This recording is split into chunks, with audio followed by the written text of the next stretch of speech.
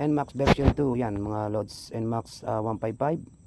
Maglilinis tayo ng panggilid nya. So dito sa may right side sa magneto. So NMAX Aerox nagkaka-issue ng pangangalawang na magneto. So yan, kalasin lang natin yan. Meron yung 4 na tornilyo, gamit ko yun ng T-Rens kumare number 10. Bago yan atin munang inilagay or tinali natin ng kawad si Santabi yung kanyang radiator. So nilinis ko muna ng degreaser bago yung pinaka hélice niya. Yan yung nakakabit sa magneto, may 3 tornilyo yan.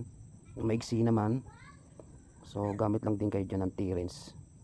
Yan, number 10 din po yan mga lods. Ating kakalasin yan para mahugot natin yung kanyang magneto. So gumamit na ako dyan ng impact. Yan, counterclockwise.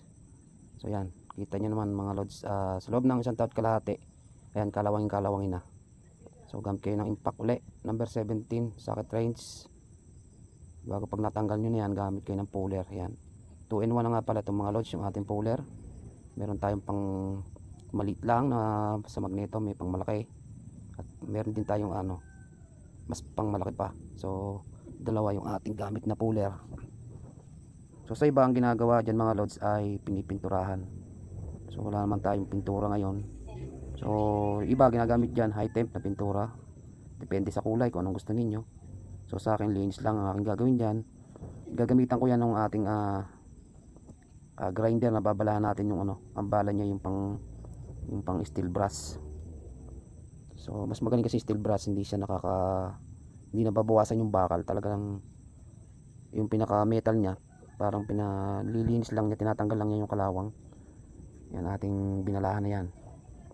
So yan, kailangan natin magsuot ng salamin at nananalsik po yan pagka napatama sa mga kantuan.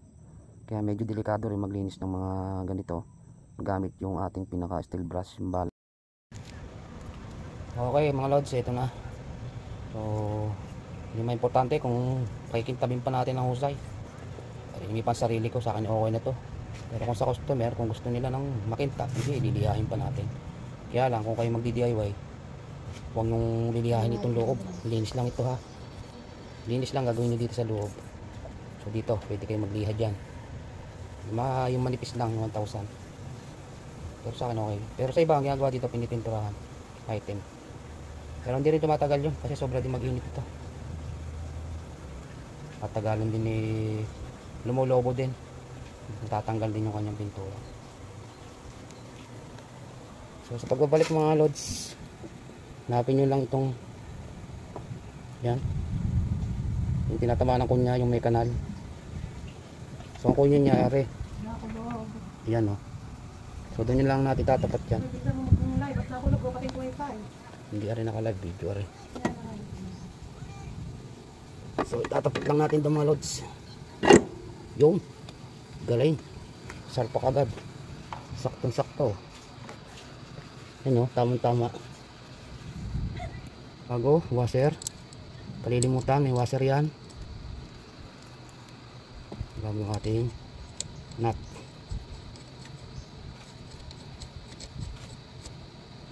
Kaya kung maaari, bago nyo higpitan ng impact, sagad nyo muna. Number 17 socket range, clockwise. Okay na yan.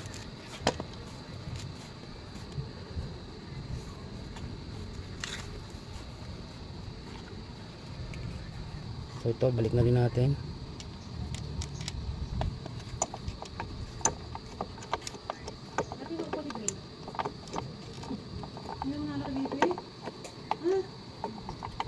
Yun ang ating tapat.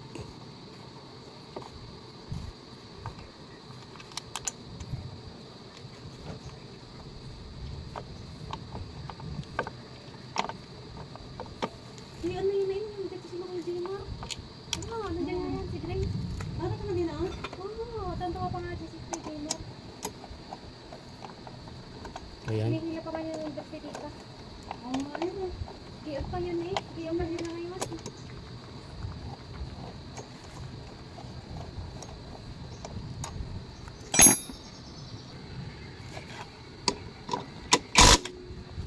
Okay. tanggalin na natin itong kawad. Balik na natin to.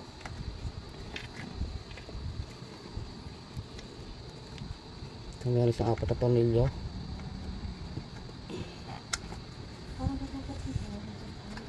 Tulad ng sinabi ko, kakamayin nyo muna mga lods para maiwasan natin yung lost thread.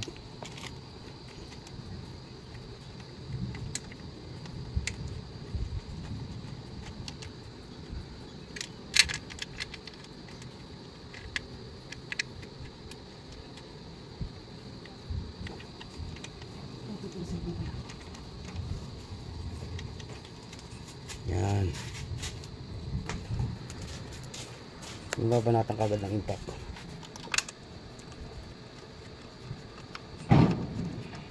Kaya iba na lost thread, hindi pa masyadong kumakagat. Yung tama, yung naka-align yung pagkakapihit, babanatan kagad. May konti lang mga lost. Nice na yun. So ito, hindi natin gamitan na natin ito. Kung wala pagdadaanan yung atin sa akin impact drill.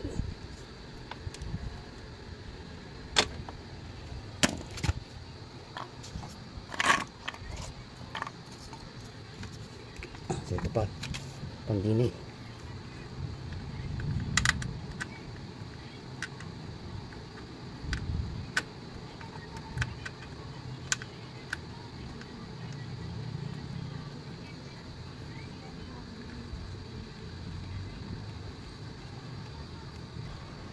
So, tapos ito ng cover.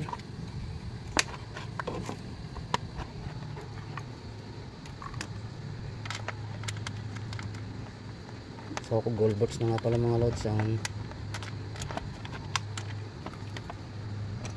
itong bilhin nyo.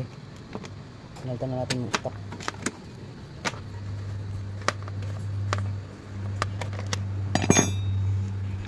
Tatlo lang naman yan.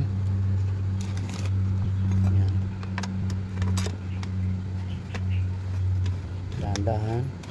Pagka medyo magalit ang pasok mga lods, huwag nito tuloy para maiwasan natin yung loss ng ating mga nut, ng ating tornilyo.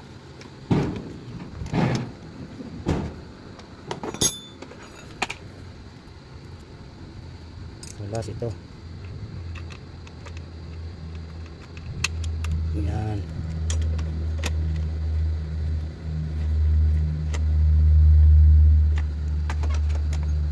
Pag mga number 8 na mga lots,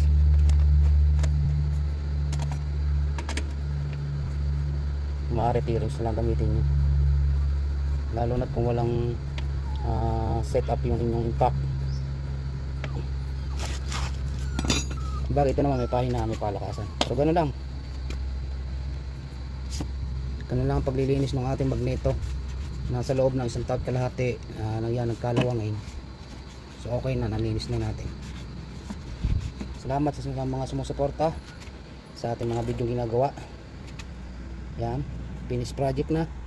Okay na ang ating magneto, mga lodi. Yan. Peace out.